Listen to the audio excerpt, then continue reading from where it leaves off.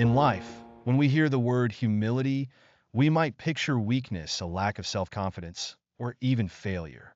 However, true humility is far from this negative perception. It is, in fact, one of the most powerful forces we can cultivate in our lives. Today, I want to share with you a fascinating story of a man who, through his journey between arrogance and humility, discovered a strength that would change his life forever. This is the story of Mudha, a monk who, through his many mistakes, learned the true meaning of humility. The story of Mudha. Mudha was a monk living in a peaceful monastery on the outskirts of the city of Ujjain, in ancient India. Despite being a disciple of the great teacher Maungalyana, Mudha's reputation among the other monks was not favorable. He was proud of his knowledge, often looking down on others and thinking that he alone was right. He believed that his interpretations of the teachings were superior, and he was quick to disregard the opinions of others. Although he appeared to follow the rules, Mudha twisted them to suit his own desires. The villagers surrounding the monastery had little respect for Mudha, and his sermons were often filled with difficult, complex words that did not resonate with the common people. They felt disconnected from his teachings, and instead of finding solace, they felt alienated. Mudha, however, was not interested in learning from his mistakes. His journey was not one of seeking true enlightenment, but rather a desire for personal glory. He wanted to be as respected as his teacher, Maungalyana, who was known for his great powers and wisdom. But Maungalyana saw through Mudha's pride and arrogance.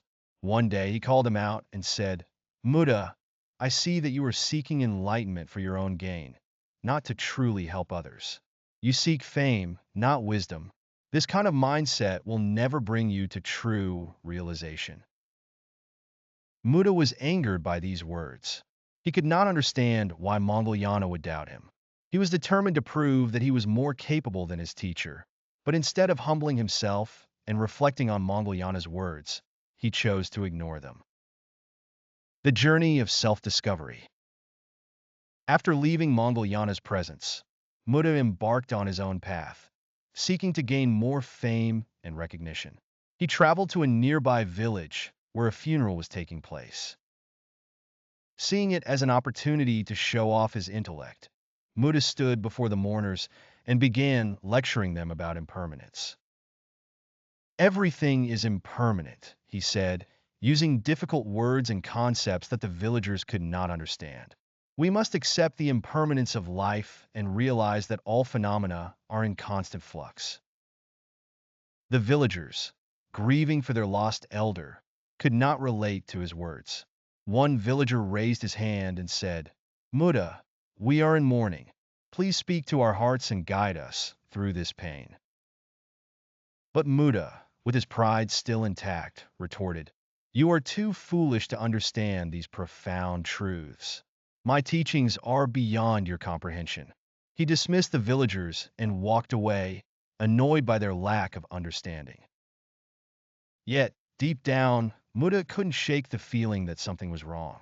Why did they not listen to him? Why were they not moved by his words? He couldn't understand why his knowledge was not bringing the peace he thought it should. A few days later, a villager visited Mudha at the monastery and explained that the people were still suffering, unable to find comfort in his words. The villager pleaded with him, "Please, Mudha, our people are in pain. Can you help us understand how to move past our grief?"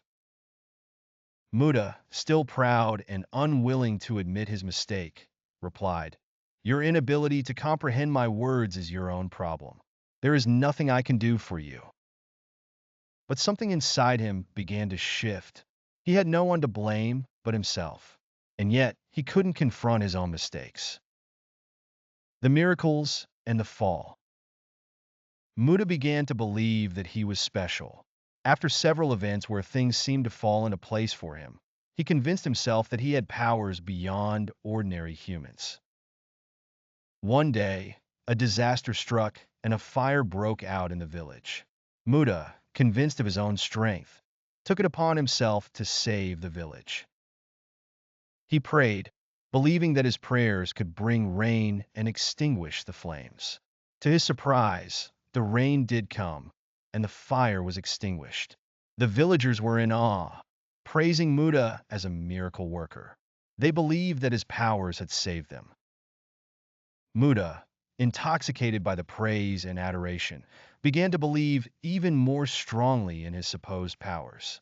He became convinced that he was a special being, capable of changing the world with his own will. He preached more about his newfound powers, gathering more followers along the way. But when the time came for him to use his powers again, the rain didn't come. The fire didn't stop.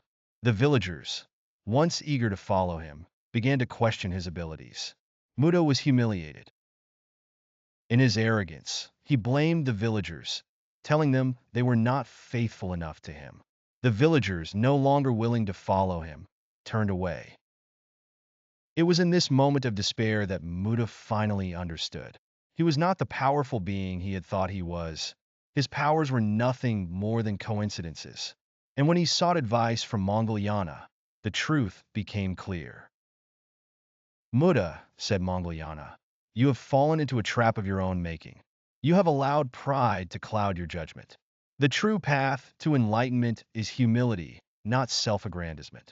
You must let go of your arrogance and learn to truly serve others. Mudha was devastated.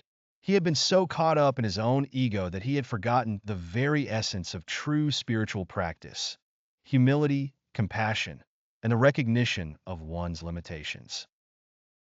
The road to redemption. Mudha began his journey of self-reflection. He spent years in meditation, facing the truth about himself. He learned that true power did not come from commanding miracles or gaining followers. It came from acknowledging one's mistakes, accepting one's imperfections, and humbling oneself before others. Through this process, Mudha became a different person. His teachings, once filled with arrogance and pride, were now full of compassion. He no longer sought recognition for his deeds. Instead, he sought to guide others with kindness and humility. One day, an opportunity arose for Mudha to test his growth. A fire broke out in a village he was passing through. Instead of claiming credit for the rain that came to extinguish the flames, Mudha bowed his head and said, "It is not my power that saved you, but the collective strength of your prayers and faith." The villagers, who had seen Mudha's transformation, understood his words. They were touched by his humility and compassion. Mudha, in turn, felt something he had never felt before: peace. The true meaning of humility. True humility is not about belittling yourself or pretending to be weak. It is about accepting your limitations, acknowledging your mistakes, and finding strength in compassion.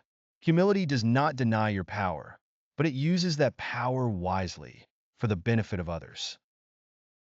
Mudha's journey teaches us that we must never let pride cloud our path.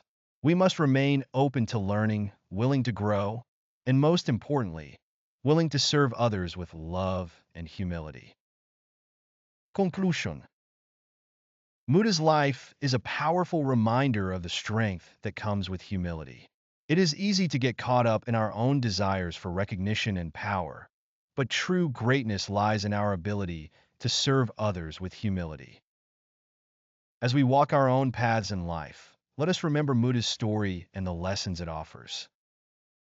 Humility is not weakness, but the ultimate strength. Through it, we find peace, growth, and the ability to transform our lives and the lives of others.